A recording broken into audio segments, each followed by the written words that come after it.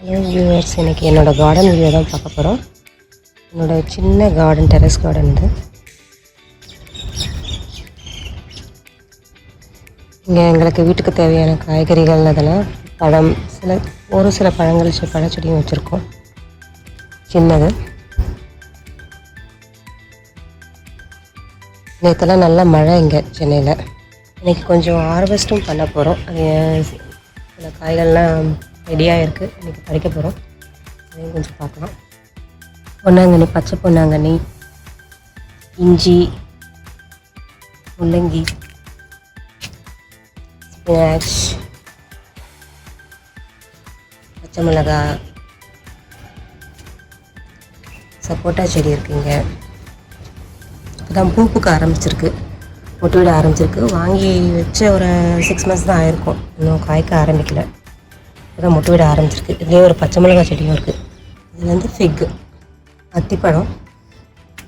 இன்னும் 1 வருஷம் ஆன செடி தான். ஆனால் நிறைய காய்க்குது. இன்னும் சாப்பிட்ற அளவுக்கு பெருசாக வரல எங்களுக்கு, பட் நிறைய காய் வந்துக்கிட்டு தான் இருக்குது. இன்னும் செடி முத்தணும்னு நினைக்கிறேன்.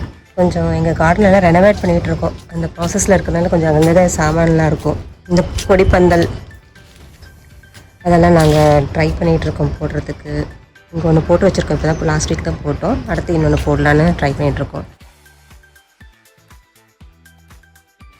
இங்கே தக்காளி செடி, இது நல்லா பெரிய பெரிய காயாக நல்லா வந்திருக்கு.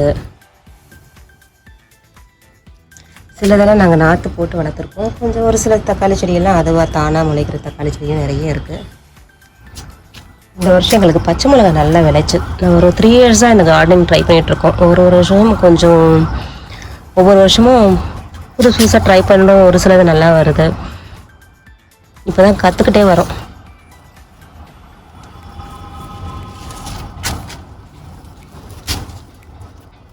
நிறைய பச்சை மிளகாய் இந்த தடவை.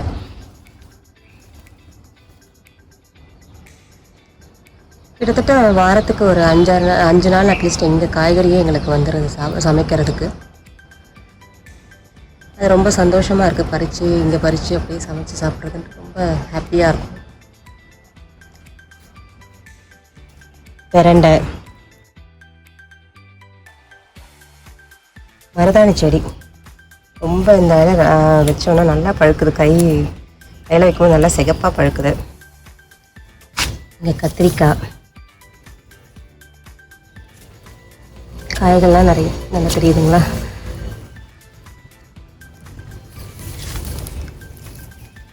கத்திரிக்காயில் நிறைய வெரைட்டி வச்சுருக்கோம்.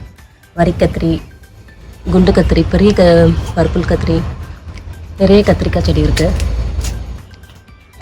தக்காளி ஆல்மோஸ்ட் ஒரு கிலோ கிட்ட தக்காளி எடுத்தாச்சு. இந்த செடி நீ அவ்வளோதான் நினைக்கிறேன். வருமானு பார்க்கணும், இல்லைன்னா புது செடி தான் எடுத்து வைக்கணும். இந்த ஹார்வெஸ்ட் முடிஞ்சோடனே இதை எடுத்துட வேண்டியதுதான். மேலே சொரக்காய் இருக்குது. சொரக்காவும் இது வரைக்கும் ஆல்மோஸ்ட் எங்களுக்கு இந்த சீசனுக்கு ஒரு 7-8 காய் பறிச்சாச்சு. இன்னும் வந்துக்கிட்டு தான் இருக்குது. கோவக்காய் தான் கண்ணுக்கு தெரியறதே கஷ்டமாக இருக்கும். பீர்க்கங்காய் இந்த காயை வந்து நாங்கள் விதைக்கி விட்டுருக்கோம். இந்த காயை விதைக்கி விட்டுருக்கோம். நாட்டு பீர்க்கங்காங்க ரொம்ப டேஸ்ட்டு. எல்லாமே இந்த பீர்க்கங்காய், பொடலங்காய் எல்லா காயும் நல்ல டேஸ்ட் இருக்கும். இதுவும் ஒரு டிஃப்ரெண்ட் வெரைட்டி பொடலங்காய் இருக்குங்க. கொஞ்சம் டார்க்கு. நார்மலாக நமக்கு இங்கே கடையிலலாம் கிடைக்கிறது கிடையாது.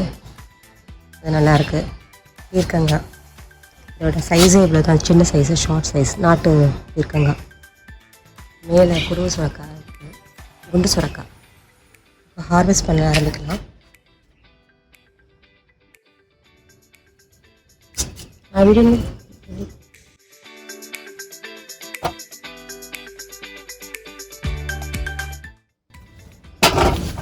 நிறைய பச்சை மிளகாய் இருக்குது. இதில்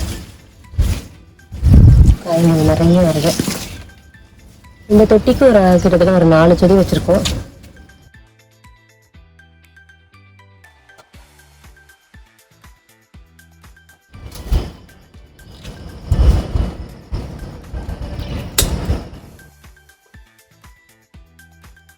புடலங்காய் பொரியல் பண்ண அவ்வளோ டேஸ்ட்டு நல்லாயிருக்கு. குட்டி பீர்க்கங்காய் ஒன்று வந்துருக்குங்க. இது மாடி தோட்டன்றதுனால இங்கே நமக்கு பாலினேஷன் வந்து நிறைய நடக்காது. அதனால் சிலதெல்லாம் நம்ம மேனுவலாக பண்ண வேண்டிய இருக்கும் பாலினேஷன். அப்போ தான் நமக்கு சுரக்காய் அது மாதிரி காயெல்லாம் காய்க்கும். இதில் பெரிய கத்திரிக்காய் இருக்குது. இந்த கத்திரிக்காய் எடுத்துடலாம்.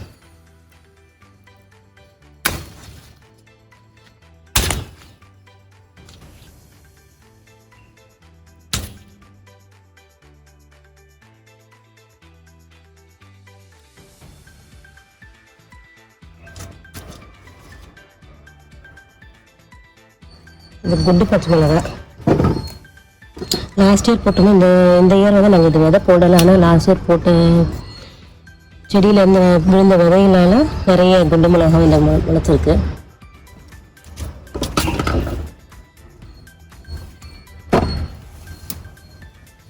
அதனால் கொஞ்சம் பிஞ்சாக இருக்குது. அந்தளவுக்கு இப்போ தான் வந்துட்டு இருக்கனால இதில் பிஞ்சாக இருக்குது காயெல்லாம்.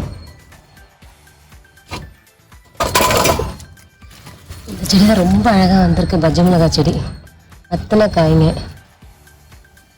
இதுவும் ஃபஸ்ட் டைம் நாங்கள் இந்த வருஷம் போட்டிருக்கோம். ரொம்ப ஹாப்பியாக இருக்குது. இந்த மாதிரி ஒரே தடவை நிறைய தான் ஃபஸ்ட் ஹார்வெஸ்ட்டும் எங்களுக்கு இந்த வருஷத்துக்கு. பச்சை மிளகாய் பொறுத்த வரைக்கும் இதுதான் ஃபஸ்ட் ஹார்வெஸ்ட்.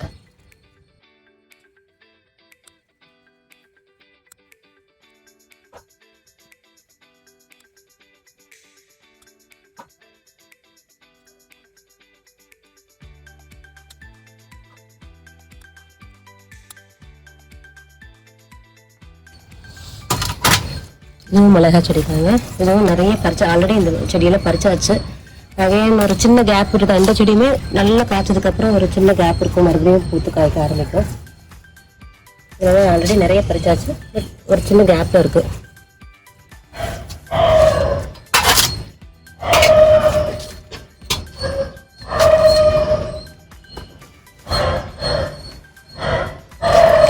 பீர்க்கங்காய் பிடிக்கலாம்.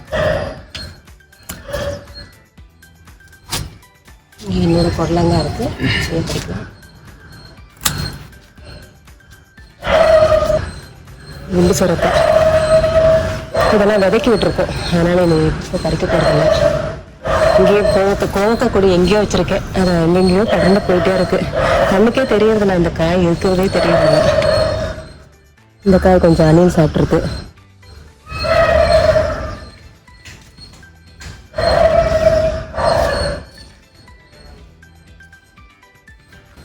இங்கே ஒரு பீர்க்கங்காய் இருக்குது.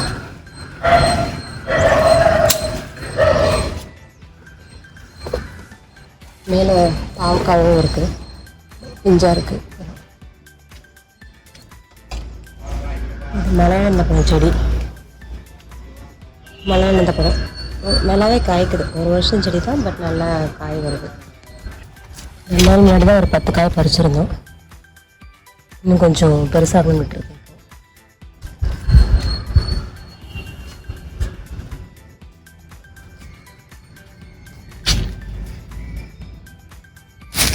கேபேஜ், அடுத்து ப்ராக்கோலி, அதுக்கடுத்து காலிஃப்ளவர். இந்த வருஷம் புது ட்ரை. இங்கேயும் கொஞ்சம் பச்சை மிளகாய் இருக்குது. பச்சை மிளகாய் பறிச்சிக்கலாம்.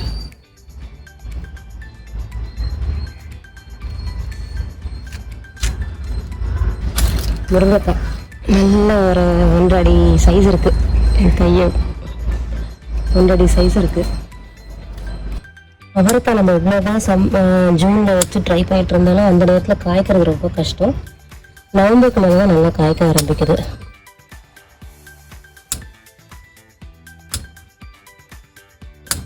அவரைக்காக ரொம்ப பூச்சி பிடிக்கும். அது பூச்சி வராமல் பார்த்துட்டோன்னா நல்லா விளைச்சல் கிடைக்கும்.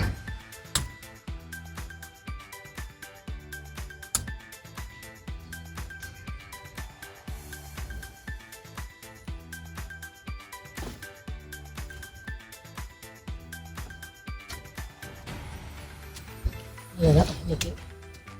இது தக்காளி செடி, பெங்களூர் தக்காளி.